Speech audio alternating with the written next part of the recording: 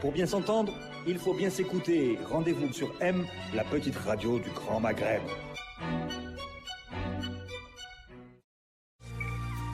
Avec Cevital, une dynamique de croissance.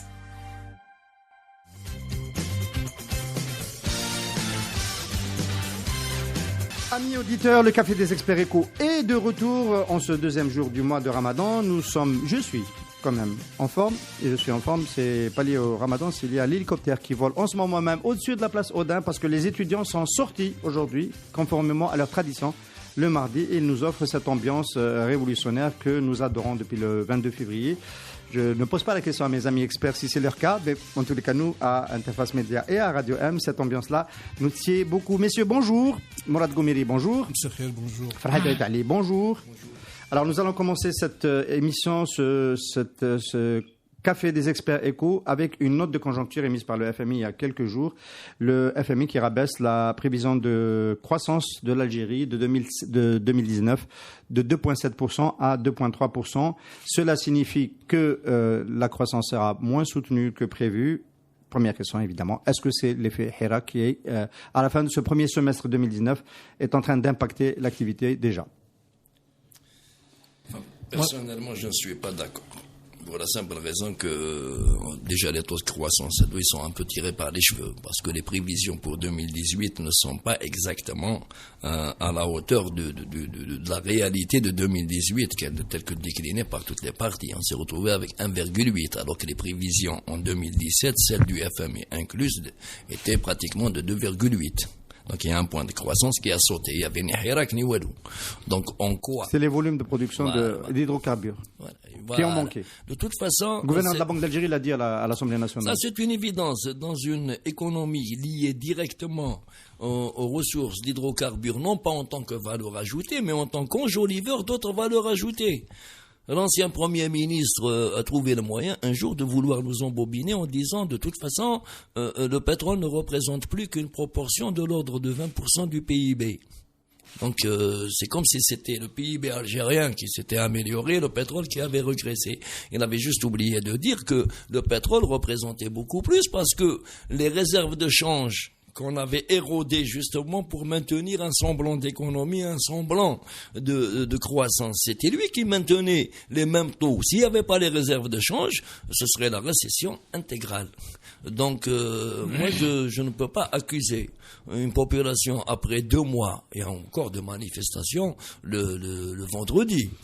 Quelques étudiants, quelques jeunes. On va en parler parce qu'on va faire le point avec la grève Tossiali, avec dans la SG. Il y a un impact. Il commence à y avoir un impact sur l'économie. Non, Tossiali, je ne te ferme. Donc, je vais te dire Tossiali, c'est une arnaque monumentale. Si on peut considérer. On peut dire pour nos amis auditeurs ce que c'est. Si on peut considérer que c'est la sidérurgie. Non, si on peut considérer que 2 milliards de dollars pour un laminoir qui produit pratiquement, théoriquement, d'après ses concepteurs, 1,5 million de tonnes de béton en tout genre, mais spécialement du rang à béton. Face à d'autres investissements qui font du 700 000 tonnes à 40 millions de dollars. Moi, j'ai même vu un investissement chinois qui fait de 300 000 tonnes à 28 millions de dollars. Donc c'est quand même curieux qu'un investissement à 28 millions de dollars fasse pratiquement le 5e des capacités théoriques de le fameux investissement à 2 milliards. Donc si ce n'est pas de la croissance qu'ils ont fait à Dokenes, ils participent de la même combine de pillage méthodique des ressources du pays. Maintenant, les quelques grèves, ils vont sinistrer une économie qui, on a toujours dit, elle a été sinistrée par l'administration, elle a été sinistrée par le pouvoir et non pas par les citoyens. Mourad Goumiri, si ce n'est pas le Hira qui est en train de tasser la croissance en 2019 de l'économie algérienne, qu'est-ce que ce serait? Oui, alors, il faut savoir qu'il y a un certain nombre de signes, je l'avais dit donc à Maghreb émergent dans un papier, qui commence à inquiéter. On brûle des usines, il y a des grèves perlées, tournantes, l'arrêt de la production de fer de Winza impacte le Hadjar, etc. Donc tout ça, ce sont des signes avant-coureurs et il y a une confusion entre la grève au sens syndical, au sens revendication socio-professionnelle et le Hira qui, lui, est un mouvement politique qui se fait un vendredi, enfin tous les vendredis, etc. Donc là, il y a une confusion des genres et c'est, à mon avis, quelque chose de très grave. Hein, et à la fois prévisible, non? Prévisible, il y a toujours. C'est l'occasion de faire avancer des revendications quand il y a un contexte comme ça. Oui, alors justement, c'est l'occasion de faire avancer des revendications, Air Algérie, etc., d'autres entreprises publiques et privées. Mais le problème, il est où? Le problème, c'est de voir est-ce que ces revendications sont recevables ou pas. Quand vous avez une entreprise qui est à terre, comme par exemple, je prends l'ex-tonique, etc., et que vous revendiquez une augmentation de 20% d'un coup, avec grève illimitée au bout, bon, qu'est-ce que vous voulez? Vous voulez que cette entreprise s'arrête, hein? Parce que là aussi, il faut remonter. L'entreprise, c'est la banque, c'est le trésor, donc on va continuer à donner l'illusion que les entreprises publiques et privées sont en bonne santé, et alors qu'elles ne le sont pas pour la plupart et qu'elles émargent tous à la restructuration financière. Le deuxième élément qui, à mon avis, est important, c'est les agences de notation. Moody's a fait déjà une prévision en disant il faut que ce mouvement qui est pacifique, etc., arrive au bout. C'est-à-dire qu'il faut très rapidement sortir avec des propositions de manière à ce que il ne perdure pas. Parce que sinon, eh bien, on va commencer à revoir le risque pays et le risque entreprise de l'Algérie. Et à partir de ce moment-là, les répercussions sont terribles. On pourra parler tout à l'heure de FMI et de la Banque mondiale. Il y a deux papiers, de FMI et la Banque mondiale, qui d'abord revoient à la baisse de croissance, mais qui aussi font des projections sur le taux d'inflation et sur le déficit. Alors sur le taux d'inflation et le déficit, on va y arriver. Je voulais quand même, pour rester sur la croissance, ajouter la prévision de 2020, 1,8%. On est quand même sur un train de baissier. Alors 2020, 1,8%, ça correspond à quoi exactement? Qu'est-ce qui ferait que l'économie algérienne, ce serait le fait que les commandes publiques auront baissé, parce que finalement elles sont en train de baisser, les commandes publiques, l'impact sur les réalisations, l'industrie, peut-être des nouveaux projets qui n'ont pas émergé encore. Qu'est-ce qui ferait qu'on continuerait à baisser? Actuellement, il y a une attitude de wait and see au niveau international, pour les projets qui devaient se faire. On pourra parler des hydrocarbures tout à l'heure, mais il y a une position de wait and see, c'est-à-dire que les gens regardent sur quoi ça va déboucher. Donc déjà, c'est un préjudice. Deuxièmement, pour les investissements qui sont déjà vous avez vu ce qui s'est passé, les Turcs ont carrément fermé l'usine après que une grève, etc., a commencé. Bon, vous voulez pas, on ferme, et puis... Les Turcs, c'est aussi allié, pour faire pour nos amis auditeurs. Donc oui, mais enfin, encore une fois, cette confusion des genres entre une grève au sens de la loi, on va pas remettre en cause le droit de grève, il existe dans la Constitution, mais dans le cadre de la loi est une chose, et le Hirak, qui est un mouvement politique, fondamentalement politique, c'est une autre chose.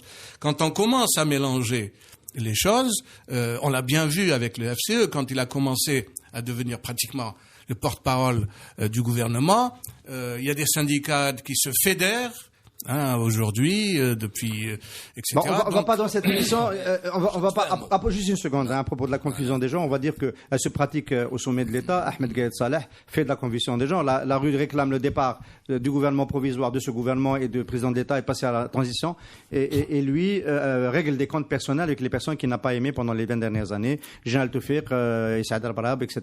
Confusion des genres.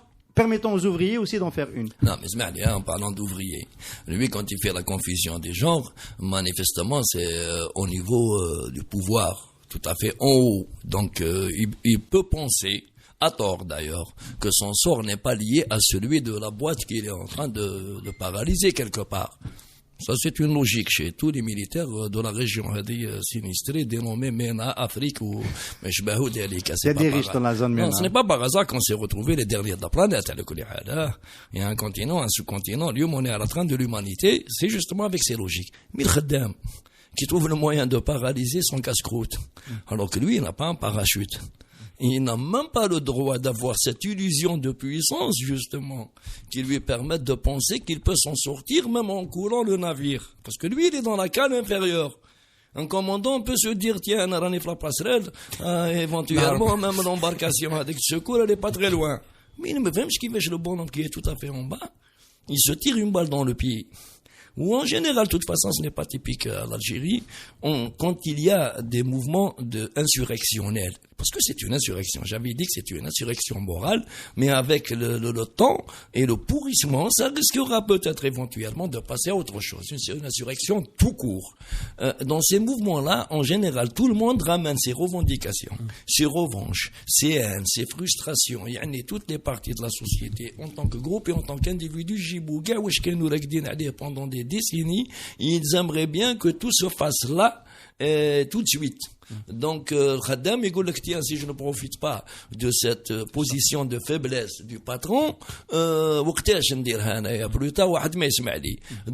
c'est pour ça qu'il y a justement ces fameux mouvements de grève dans beaucoup de secteurs, et j'avais averti contre ces grèves-là. On vient d'apprendre que les retraites ont été augmentées. 1,5 des plus bas, des plus hauts, jusqu'à 1,6 pour les plus bas. Bon, là aussi, personne ne nous a donné l'impact. Combien ça fait? Et qui va financer cela? On sait très bien. Goumeri, vous n'êtes pas contre un réajustement de 1,5 des retraites, quand même. Mais pas comme ça.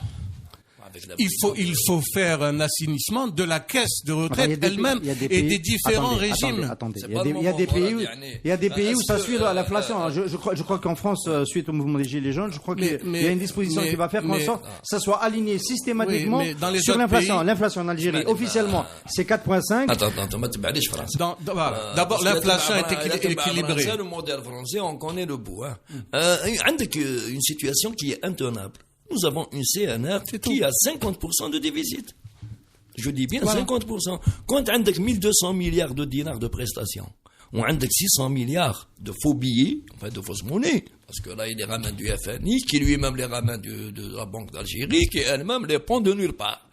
Là, on est mal barré parce que cette caisse-là doit se trouver d'autres sources de financement que les cotisations. Avec la quête, élargir l'assiette, essayer de faire cotiser tout le monde, ils peuvent oublier, surtout en période de crise économique mixée avec une crise politique. À l'intérieur de la Caisse nationale des retraites et des différents régimes, il y a beaucoup d'économies à faire. Vous savez qu'il y a des gens qui ont pris leur retraite parce que c'était des députés du CNT à 45 ans, à 47 ans.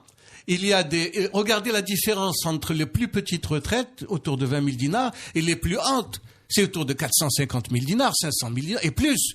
Donc, si on veut vraiment que cette caisse n'implose pas, parce qu'elle va imploser, il faut d'abord assainir à l'intérieur de cette caisse et de regarder tous les indus retraités qui ont les vagues de sénateurs, de députés, de ministres. Après avoir passé 6 mois, 9 mois ministre, vous avez une retraite de ministre. Mais enfin, où on va comme ça? Donc, la facilité, c'est de dire, je vais ajouter 1,5, ça fait faire plaisir à tout le monde, Jad Ferndan en plus, etc. 1,5, ça fait 1200 dinars, hein. Pour 20 000. Si c'est 1200 dinars pour 20 000. Hein? Mais 1,5 pour 400 000, 500 000 dinars, regardez la différence. Donc, les mesurettes, qui ont plus un aspect spectaculaire ou etc., ne posent pas le problème de... D'ailleurs, on ne nous a même pas donné l'impact. Combien ça fait, cette augmentation? Le déficit, déjà, il est énorme. Combien cette augmentation, cette revalorisation va coûter, et surtout, encore une fois, d'où allons-nous ramener l'argent? Alors, d'où ramener l'argent? Le FMI propose déjà de réduire, pour rester sur la note de FMI, de réduire le déficit de manière significative. Alors, de réduire le déficit, pour réduire le déficit. Alors, combien de méthodes? Baisser les dépenses et augmenter les revenus. Les deux à la fois. Il y a un troisième que Hadou Tawana, ils vont immédiatement prendre en charge. Et d'ailleurs, l'ex-gouverneur de la Banque d'Algérie en avait fait d'insinuation dans son fameux rapport à d'évaluation. Oui, et voilà. Justement, parce que réduire les dépenses, c'est quasiment impossible. Est-ce que c'est si impossible que ça? Si. Dans l'état actuel des choses. C'est faisable avec un gouvernement stable, légitime, convaincant et convaincu, et qui annonce ça dans un programme électoral dans lequel il explique les tenants. De combien? 1500 milliards de dinars de moins? Et les palliatifs. 1500 milliards de dinars peuvent disparaître. Mais ceci dit, il faudrait trouver un palliatif, parce que les 1500 milliards de dinars, ils participent au PIB, tiens, les dépenses publiques. sont un élément du PIB, tout au même titre que les recettes publiques. Moi, quand je disais que le pouvoir algérien, parce que État, c'est beaucoup trop gros pour désigner ce genre de structure politique, à squatter le PIB. Parce que les recettes d'un État, c'est le PIB, et ses dépenses sont le PIB. Qui ressemble à le PIB, les dépenses ou les recettes. Donc, l'autre partie qui lui manquait du PIB, à partir de là, on ne peut pas parler de réduction des dépenses. L'équipement, c'est la dèche dans le système économique lui-même, dans le circuit, les derniers qui essaient de produire quelque chose, c'est encore tant bien que mal. Si on enlève 1500 milliards l'équipement, ça va être la misère. Mais maintenant, si on s'attaque au fonctionnement... Les dépenses militaires, on les met les équipements? Ah, ouais, justement. Non, les dépenses militaires, ils mettent du détail, voilà l'équipement, voilà le fonctionnement, voilà les salaires, voilà les dotations, voilà l'intendance. Une enveloppe globale. D'ailleurs, c'est l'un des rares pays au monde où ils bloquent une enveloppe globale. Ceci dit, ces dépenses militaires, il faut bien qu'on en reparle un jour.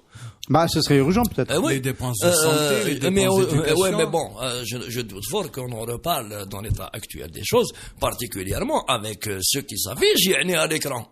Ce n'est pas du tout le moment, enfin, du moins pour eux, dans leur esprit. Pas dans l'esprit du FMI, c'est une autre vision des choses.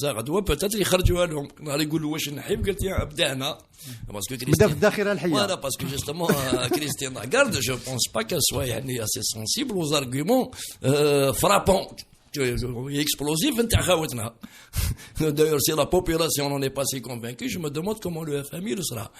Le FMI est en train de pousser vers une solution qui elle-même est catastrophique si elle n'est pas étudiée dans le cadre d'un plan plus général de refonte de l'économie. C'est la dévaluation massive pour essayer justement de faire la création. Qu'est-ce qui permet de dire que le FMI pousse à cela? Mais quand on dit à quelqu'un réduire les déficits budgétaires, ça veut dire améliorer les recettes. Ici, le FMI sait pertinemment que la baisse des dépenses, c'est des rien. Ils savent quand même, ils savent les hadous ne pourront pas faire la baisse des dépenses, pas plus que d'ailleurs une bonne partie de l'opposition qui fait dans le populisme. Donc, dans l'état actuel des choses, personne ne va y toucher. Oui, je suis prêt avec l'amélioration des recettes. Les recettes, on les améliore comment? Ordinaire. Ordinaire, bon, déjà une bonne partie les redevables le G50 donc forcément déjà on a quand même un recul, un manque de confiance les investisseurs, un manque de confiance même les employés pour la productivité. Améliorer les recettes douanières, il faudrait ou changer les droits, les taux, ou bien ce qui est quasiment augmenter impossible, les importations. Ce qui est impossible dans les médias. Augmenter les importations, ça veut dire massacrer les réserves de change. Donc à partir de là, tu tires une balle dans le pied, mais ouais, je sais pas. Transformer la fiscalité pétrolière en dollars, en une grosse masse d'argent, créer elle-même ex nihilo. Parce que ce qui est comique, en révisant la valeur d'une monnaie, ce n'est pas de la création. Non, c'est de la création, mon cher ami. Parce que un autre poids que celui qui supporte, mais c'est le même. Donc forcément, transformer avec le fameux dollar de 120 dinars par exemple à 200, tu as des déficits. Mais le bon homme justement qui attend les 20 000 dinars, alors comme ça tout fait le déficit. Et celui-là, il va pas se laisser faire. Et les prix vont rattraper. Il y a un dernier dossier, c'est la privatisation. Jusqu'à quand l'État va vendre du café, etc. Ça, c'est pour améliorer les recettes. Hein. Ben oui. On parle de ça. Hein. Juste pour maintenir le fil de la discussion. Les recettes, on a tenté, malheureusement, toutes les tentatives, à mon avis, sont catastrophiques, mais il reste qu'il y a un patrimoine public important, tant en entreprise qu'en actif, et si tenté, dans la transparence, si jamais un jour la bourse a une signification dans notre pays, etc. Là aussi, on peut tirer de cette... En même temps... Mourad Goumeli, des questions précises. Quels sont les joyaux de la famille qu'on peut encore mettre sur le marché? Qu'est-ce qu'on peut vendre? Il y a le secteur touristique, par exemple. Moi, je comprends pas pourquoi des hôtels... D'ailleurs, la qualité des hôtels publics. Moi, j'ai été président du conseil d'administration de 2 complexes. Celui d'Oran et celui de... C'est pas catastrophique, c'est pire que catastrophique. Alors que normalement, ces entreprises devraient rapporter de l'argent. Alors que normalement, ces entreprises devraient rapporter de l'argent. Bien entendu, la manière dont ils sont gérés, la manière dont les gens sont nommés et pourquoi ils sont nommés, etc., font que ces entreprises, d'abord, se sont délabrées. N'oublions pas que nous vivons sur les fameux complexes de Pouillon, en grande partie. Je ne parle pas des nouveaux hôtels, etc. Mais quand vous regardez... Ils sont pouilleux. Oui, pas Gardaïa, tous, par parce exemple. qu'il y a eu 1 milliard de dinars d'engagés dans la... 100 millions de dinars, pardon, d'engagés dans la... 1 milliard. Non, c'est rien du tout, c'est rien du tout. Non, c'est L'hôtel 100 Horacier milliards. a coûté... 100 milliards de dinars engagés dans la réflexion. Oui, Engagés dans la mais réflexion. نقول لك حاجة. Engagés dans la réflexion de ces hôtels. Sheraton, l'Horacier, هذوك, ils sont bien refaits, ils sont beaux, là. D'ailleurs, reste à vérifier maintenant les factures, hein, parce que j'ai vu que le Mazafran aussi, il était partant pour une facture de 6 milliards de dinars.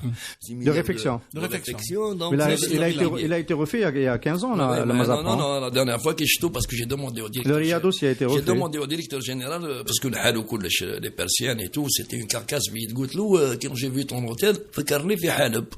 C'est Alep, après le passage, t'as les zombies, t'as Daesh ou Assad موراهم.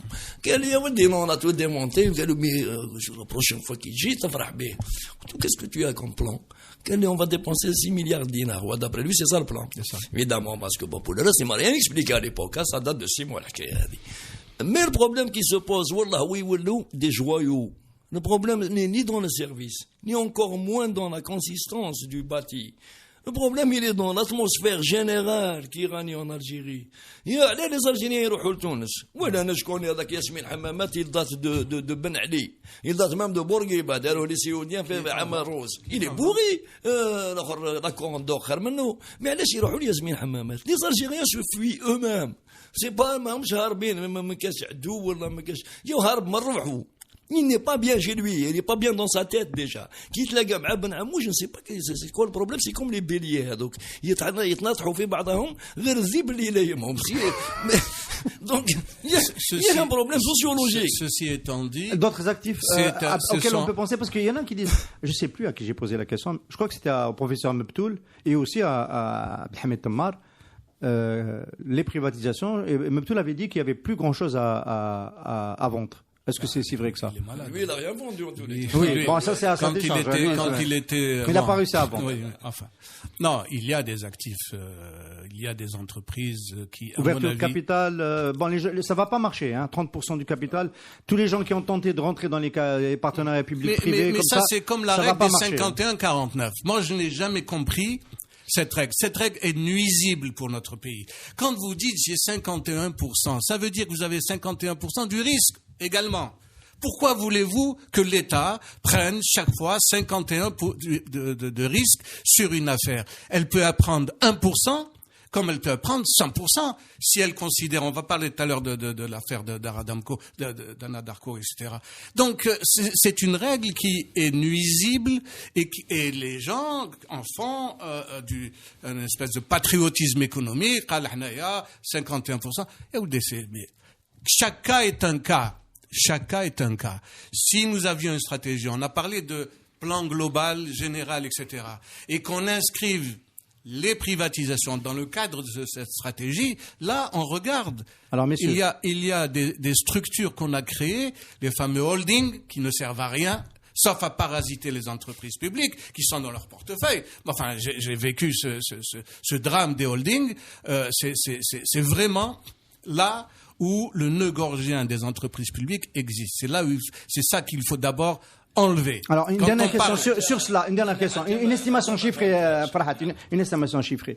Un one-shot, on va dire, on cède le secteur du tourisme, nos actifs industriels, etc. Ça serait quoi? Ça serait en one-shot, en revenu, 1500 milliards de dinars? C'est des actifs du tourisme. Non, plus largement. Comment ça plus largement? Tous les actifs publics dans le secteur touristique, si on les... Non, pas seulement le secteur touristique. On parle des privatisations, on va pas rester que sur... Non, il y a des boîtes battement des Il y a des terrains. Il y a des terrains. Non, il y a des bâtis. Parce qu'ailleurs, tu vas acheter une concession très chère ou chez le privé. Les entreprises publiques algériennes aujourd'hui ne représentent plus que leurs actifs fonciers, même pas bâtis. Oui. Et les actifs fonciers n'ont jamais été, il n'y a qu'en Algérie d'ailleurs qu'il y a un problème de foncier industriel, les actifs fonciers n'ont jamais été une source d'attractivité. Donc on est en train de dire que c'est pas une piste, les privatisations ne vont pas sauver le budget de l'État. Le budget de l'État, il n'a jamais été question du budget de l'État. شوف انا نقول لك لو كان تلقى لهم au meilleur prix possible actuellement. يعني la vente نتاعهم ne rapportera pas 600 milliards de dinars. Mais on sera plus obligé d'assainir après. ما تنساش اسينير عباك شكون ياكل لك 600 مليار باسكو لو بونوم اللي تبيعهم له راك تقول الحصيده ما فيهاش خدامين ما جيت لك لي 6000 و 7000 كوكو هذوك راك تخلص فيهم انت شكون يخلصهم هذوك ريان كو بور لي زانديمينيزي نقول لك حاجه والله هي الحصيده اللي تبيعها 3 فوا ما تجيبش النص تاع لي فيكتيم. Mais on n'aura plus au budget de l'État chaque année dans les dépenses la restructuration financière des entreprises. C'est une gangrène. Oui, donc ne serait-ce que de ce point de vue-là, ça vaudrait la peine. C'est le trésor public qui paye en fin de compte. En fin de compte, mais il ne paye pas directement. Ça ne figure pas directement dans le budget. Le budget d'équipement, regarde avec la bonification des taux d'intérêt et autre assainissement. هذاك autre assainissement. تلقى الكوارث نعطيك حاجه برك نعطيك des entreprises qui vont aucun actif. نعطيك des entreprises publiques qui ont des gros chiffres d'affaires, voilà, qui n'ont strictement aucun actif et qui sont une calamité nationale. D'ailleurs, curieusement, c'est elles qui sont renflouées régulièrement. Les banques. Non, je dis ça exprès. Les banques publiques. Alors, les banques publiques, qui étaient comme le portefeuille, ça représente pratiquement 110 milliards de dollars, enfin, du moins, en actifs toxiques. هادو من بعد شكون اللي يروح يرفلوه ومن بعد كل عام يسفون رنفلوه en même temps que leurs clients parce que هادوك les dettes tordues نتاع les clients surtout publics et quelques clients privés particuliers هادوك les dettes هادوك sont épongés en assainissement ou l'autre en bonification des taux d'intérêt les fameux produits تاعهم mais elles sont recapitalisées avec tout ça il se fait avec la fameuse planche à billets. Actuellement du moins je dis فيلم خير فيهم يحبسها دونك اليوم يحبسها ويكمل هذه المسيره تاعو هذه ils pourront pas l'arrêter.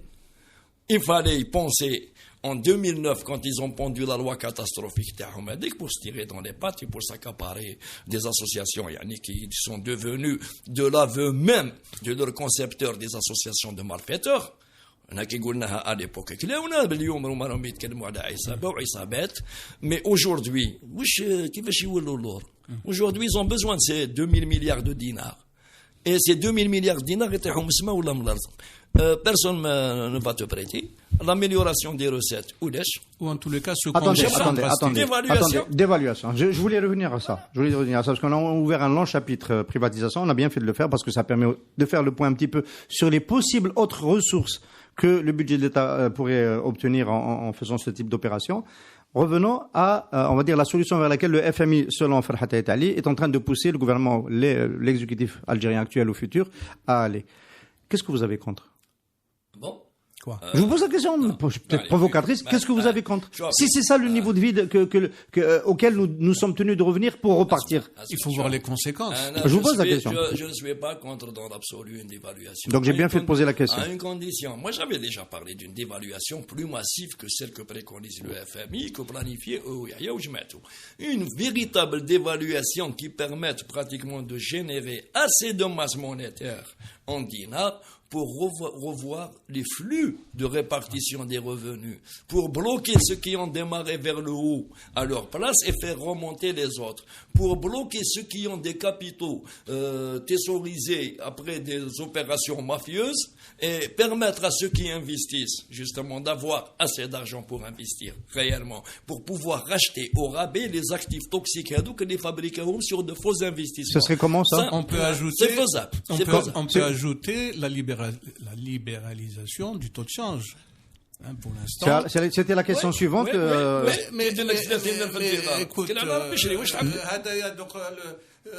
Square Sofia qui a remplacé la Banque centrale, ça n'existe qu'en Algérie. Vous allez dans les autres pays.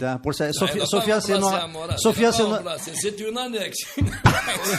Sofia, c'est nos amis de Raj qui organisent un forum de libre expression. Et ils ont été bloqués par la police. Oui, bon. Donc, toutes ces pistes, en fait, ne peuvent avoir un sens que dans une orchestration générale. Or, cette orchestration générale ne peut pas se faire sans qu'il y ait un pouvoir démocratique. Les gens vont sortir dans la rue la prochaine fois, non pas pour le Hirak. Ils vont sortir dans la rue parce que le pain vous allez l'augmenter de 10 dinars à 20 dinars. Alors qu'il faut l'augmenter. On ne peut pas continuer comme ça à gaspiller autant de pain qu'on trouve dans les poubelles tous les jours. Moi, je le fais parce que j'emmène ma poubelle à la décharge. Donc, il faut faire très attention au point de départ, si vous voulez. Une politique économique, elle doit faire l'adhésion des partenaires sociaux. Les entreprises privées, le syndicat privé, qui ne soit pas un suppôt du pouvoir, mais qui est un véritable... Indépendant. Il existe un syndicat privé, un syndicat des travailleurs autre que celui que l'on a vécu, avec lequel on a vécu pendant des années, qui est dans tous les coups fourrés, il est à la CNAS, il est à la CNR, etc. Ils ont un patrimoine, etc. Donc c'est toute cette orchestration qui doit, si tu veux, fédérer, ou en tous les cas qui doit créer des forces centripètes vers un objectif. Mais ça ne peut pas être atteint si on a un gouvernement qui n'est pas élu, un président qui n'est pas élu, des députés qui ne sont pas élus, etc. Alors, je pose une dernière question. Tout l'échafaudage... Une dernière question, Mourad, puisque tu as la parole. Est-ce qu'on peut être élu sur un programme comme ça, puisqu'on parle d'élections libres? Est-ce qu'on peut aller vers les Algériens et leur dire, voilà, moi je vous promets... Du sang, des larmes... Ça, c'était Mouloud Hamrouche. Du sang, non. C'est Churchill d'abord. Mouloud Hamrouche a dit, je vous promets, en 89. D'ailleurs, c'est une question, c'est une vraie question. Est-ce que finalement, on n'est pas en train d'aller vers un scénario qui ressemble à celui de 88-89, avec finalement le gouvernement qui va faire la transition réellement, c'est celui qui fera les mesures les plus difficiles. Les mesures les plus impopulaires, je les ai moi-même énoncées depuis des années, enfin qui pouvaient paraître les plus impopulaires, où elles étaient refusées pratiquement par une minorité qui ou essayait de trop comprendre sans avoir rien compris, ou bien avait des intérêts qui étaient aux antipodes justement de ce qu'on pourrait appeler le peuple, soit la majorité. Quand on explique aux couches les plus écrasées par le système économique actuel, et qui pratiquement avec 18 000 dinars de SMIC ou 40 000 dinars de salaire, soit à peu près le double, ne touchent réellement que l'équivalent en pouvoir d'achat de $90, que la dévaluation va les ramener à $200 pour le, il y a 250 ou la 300 pour l'autre, et que c'est les autres, je mets 7-8 000 $ qui vont être pratiquement dans le pouvoir de nuisance va être divisé par 3, par A plus B. Pouvoir d'achat d'abord. Non, pouvoir d'achat et de nuisance surtout, parce que quand on a 7 000 $, c'est de la nuisance. C'est au moins même les produits dont ont besoin les autres, parce qu'ils ont les moyens de gaspiller, ils ont les moyens de faire monter les enchères. Et aussi que tous les gens, enfin du moins pour ce qui est des dinars, au lieu de courir derrière ou même je ne sais pas où je me Farhad, je ne sais pas si tu vas le prendre comme un compliment, mais ça ressemble à un noyau de programme de Deng Xiaoping en 78 quand il a pris le pouvoir du Parti communiste chinois. Ça y ressemble. Ceci dit, Deng Xiaoping n'était ni un démagogue, ni une tare. C'est lui-même qui a pratiquement lancé la Chine actuelle. Aujourd'hui, c'est quand il est enfumé par les démagogues. C'était vraiment le défenseur des opprimés. Tu t'attaques à la classe moyenne. La classe moyenne, 120 000 dinars. Donc, comme c'était pratiquement son salaire. C'est l'endroit le plus absolu. Ça ne parle pas au nom du peuple. Parce que le gros du peuple, il est en train de vivre avec un faux dinar qui ne lui donne pas accès au dollar. Alors que tu vis avec un faux salaire pour lui vendre de la poudre de pirlimpinpin. Parce que في الانتخابات عندك برنامج توضحوا للناس تفهموا للناس ceux qui ont quelque chose à proposer. Allah يبارك. Ma question c'était est-ce qu'on peut gagner avec un tel programme? On peut gagner avec un programme réaliste comme ça. Tu m'as tendu la perche pour parler des réformes économiques avec le couple Hamrouche Shahid, bon bien sûr avec le président. Qui a détruit, qui a le plus combattu ces réformes économiques? Qui? Eh bien, ceux qui, normalement, auraient dû bénéficier de ce programme. Donc, il a été mal expliqué. Peut-être que nous avons été défaillants dans la communication. C'était الوقت en 90 à l'époque. انت واحد يمشي dans un sens Voilà. ديك الجنة كلاكات والاخر جاي ينفاس بالمطلق À l'époque, peut-être que nous avons, Je connais des gens avec la quête. nous avons ما تشفاش été, يعملوا فيس منه لو يرسيتي والجماعه الاخرين منه والعسكر في الوسط. Voilà. Les années 90 n'étaient pas propices à une discussion économique, c'était une débandade généralisée. Ouais. Donc là, Mais- c'est pas de sa faute si ça. et le deuxième élément, c'était, bon, moi j'avais un peu rué dans les brancards avec mon ministre, Hidoussi, et j'ai dit, il faut pas ouvrir tous les chantiers à la fois. Si on ouvre tous les chantiers à la fois, on va voir toutes les nuisances dont il parle, ils vont se coaguler contre nous, et ça n'a pas raté. Oui. Hein, les réformes. Bon, deuxièmement, j'ajoute qu'on ne fait pas de réformes si on n'en a pas les moyens. Or, à cette époque, nous étions en cessation de paiement. Nous avons eu les moyens en 2000, financiers extérieurs. On n'a pas fait les réformes. Voilà la tare, à mon avis, la plus importante en termes économiques de ce pouvoir depuis 20 ans. Alors, on va revenir sûrement dans le prochain numéro sur cet enjeu du programme économique de l'après-Bouteflika. En fait, c'est de ça qu'il s'agit dans le contexte d'ajustement rampant, puisque le niveau de vie des Algériens, il faut bien le constater aujourd'hui, est au-dessus. Juste faire une parenthèse, il n'y a pas d'après-Bouteflika comme il n'y avait pas d'avant-Bouteflika. C'est le même cheminement de la même machine infernale avec des têtes avec des barquettes. Enfin, une tête d'affiche. qui a duré 20 ans. Un casting différent. Une tête qui a duré 20 ans à la tête du pays. Pour les jeunes d'aujourd'hui, il n'y a pas de système. Ouais, C'est le Bouteflika. il a duré 57 ans d'errement. Alors, on va terminer sur un point qui est important parce que peut-être qu'il va aussi ouvrir une piste sur l'avenir des revenus en Algérie. C'est l'enjeu montant du pétrole de schiste, tellement montant, tellement émergent qu'aux États-Unis, il y a de grandes manœuvres pour s'emparer d'actifs qui sont dynamiques dans le secteur du pétrole et du gaz de schiste, qui est devenu, semble-t-il, ces dernières années, de plus en plus rentable. Et aujourd'hui, les majors s'intéressent, veulent s'emparer d'actifs dans ce domaine. Alors, de proche en proche, on a Anadarko qui est aujourd'hui visé par une opération d'achat public Occidental qui est un acteur dans le non conventionnel. Et il y a derrière des majors comme Total aussi qui sont intéressés par ce processus-là. Pourquoi on s'intéresse à cette transaction? Parce qu'Anadarko est le découvreur entre guillemets du bloc 404 dans la province de Radames, Hassi Berkin, qui a permis un second âge pétrolier algérien. C'est devenu un peu le deuxième gisement après Hassim Saoud. Et donc un actif extrêmement important. Sonatrach avait des parts dans Anadarko. On dit que Chakib Khalil les a cédés à la fin des années 2000 dans une opération qui n'a pas requis qui n'a pas eu toute la transparence requise. Ce sera sûrement une des affaires que nous allons suivre dans les prochaines semaines. Alors, ma question, est-ce qu'il faut déjà regretter que le Sonatrach ne soit pas présent dans Anadarko, puisque Anadarko s'est beaucoup valorisé et qu'aujourd'hui Warren Buffett met 10 milliards sur la table pour aider Occidental à s'emparer de Anadarko.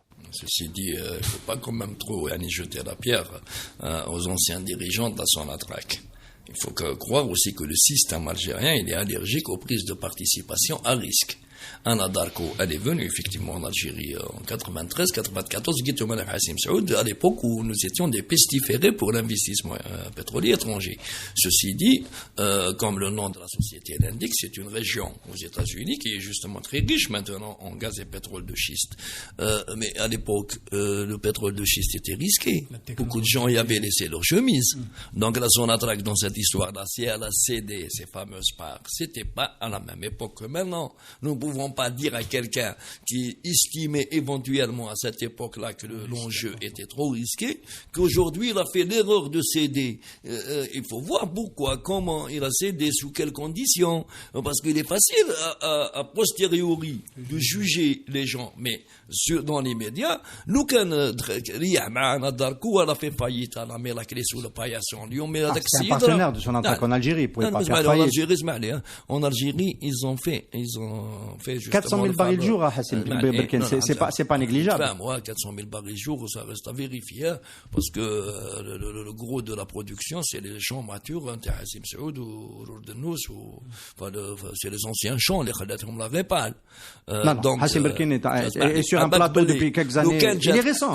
Quand j'ai un Adarko, dire 400 000 barils jour en Algérie, elle aurait valorisé ses actions en bourse à partir de Berkine. Berkine ne représente pas le gros de la production d'Anadarko, qui n'est pas une grosse production. Donc conventionnel, dans le conventionnel, elle ne fait pas grand-chose à Anadarko. Par contre, dans le schiste, elle a fait un boom, mais un boom risqué. Qui te goûte les documents occidentaux, Petroleum veut racheter. Aux États-Unis, quand on parle de marge, c'est rentable quand ça dépasse les 15-20% de marge nette. C'est pas la rente telle que l'aperçoivent Khaoutnet à 65% fiscalité ou le Bakir ou son attraque. Là-bas, 20%, c'est miraculeux. C'est comme la fameuse révolution d'éthique. Beaucoup de boîtes aussi rachètent avec l'idée, parce que t'inquiète, c'est Warren Buffett. Warren Buffett n'a jamais fait une mauvaise affaire. Sur une compagnie quelconque qui fait une OPA, cette OPA-là pourrait entraîner une OPA inverse. Une offre publique de vente, une OPV, redoit, l'action, c'est un homme d'affaires. C'est pas un industriel. C'est comme une suite de Ponzi. Le dernier à se casser la figure, c'est toujours le dernier arrivé. Le dernier acquéreur. Les opérations dont on parle, en fait, fusion, absorption, etc., sont des éléments courants dans le monde de la finance internationale. La consolidation dans le schiste, c'est nouveau. Non, je parle des opérations. D'ailleurs, un holding est fait pour cela. Malheureusement, chez nous, les holdings qu'on a créés, 22, font l'inverse. Enfin, je ne sais même pas ce qu'ils font exactement. Donc, ce sont des opérations capitalistiques. Vous achetez et vous revendez en fonction d'un certain nombre de stratégies. Le problème, il est où ? Le problème, c'est lorsque vous rentrez dans des domaines stratégiques. C'est-à-dire, qu'est-ce que ça veut dire des domaines stratégiques ? C'est-à-dire des domaines qui ont des répercussions sur, par exemple, la sécurité énergétique, par exemple, qui ont des répercussions sur la technologie, etc. Vous avez vu actuellement la guerre qu'il y a entre la Chine et les États-Unis sur les nouvelles générations dans la communication, etc. Une guerre économique, une guerre commerciale.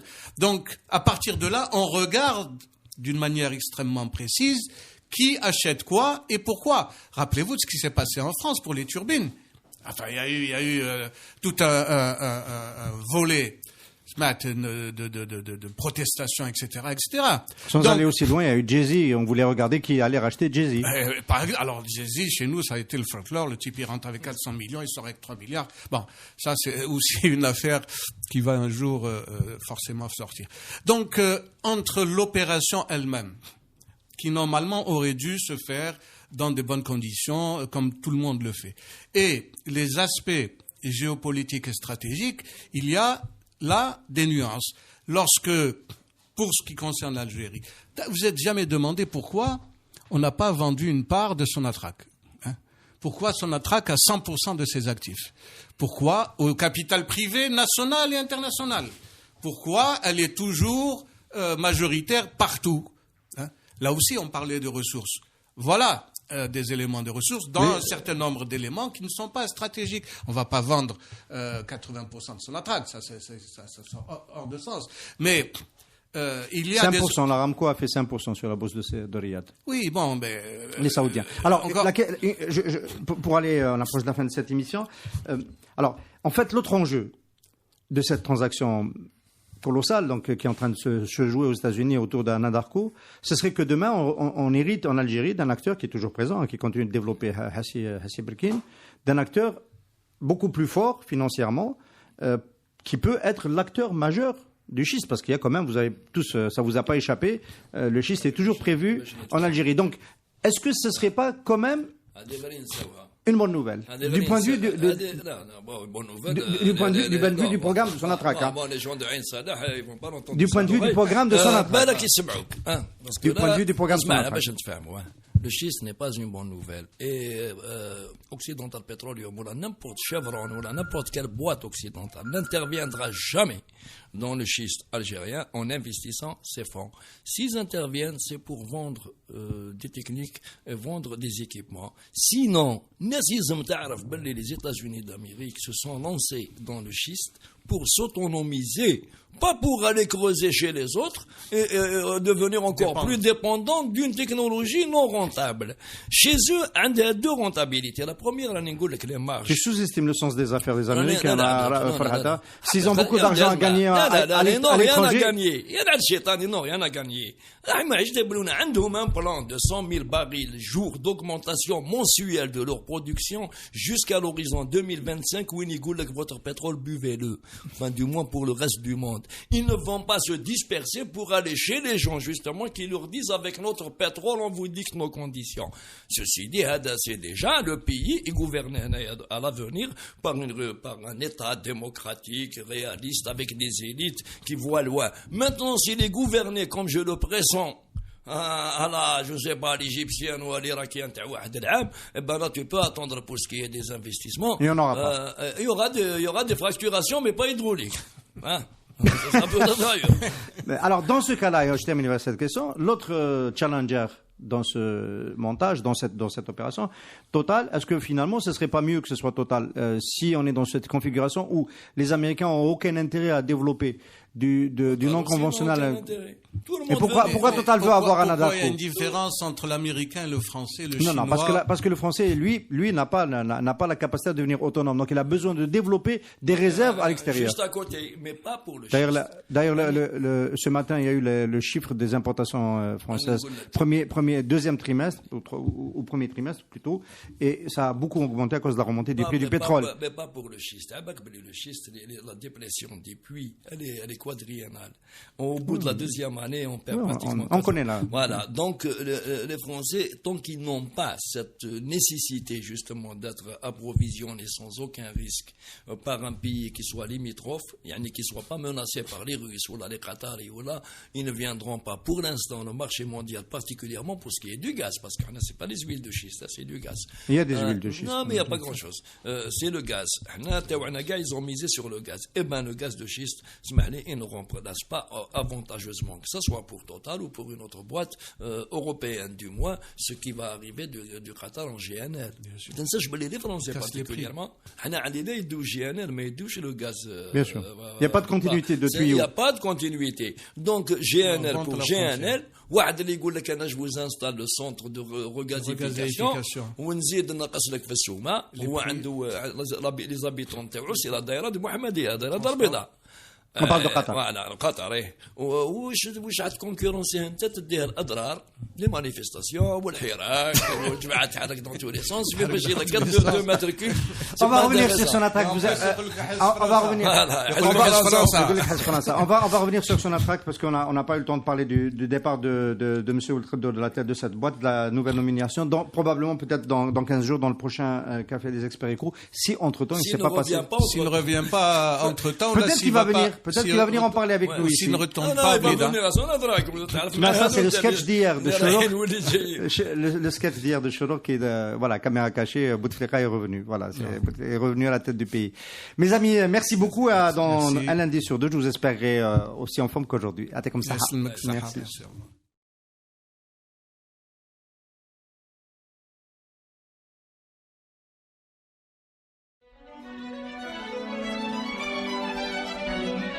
Pour bien s'entendre, il faut bien s'écouter. Rendez-vous sur M, la petite radio du Grand Maghreb.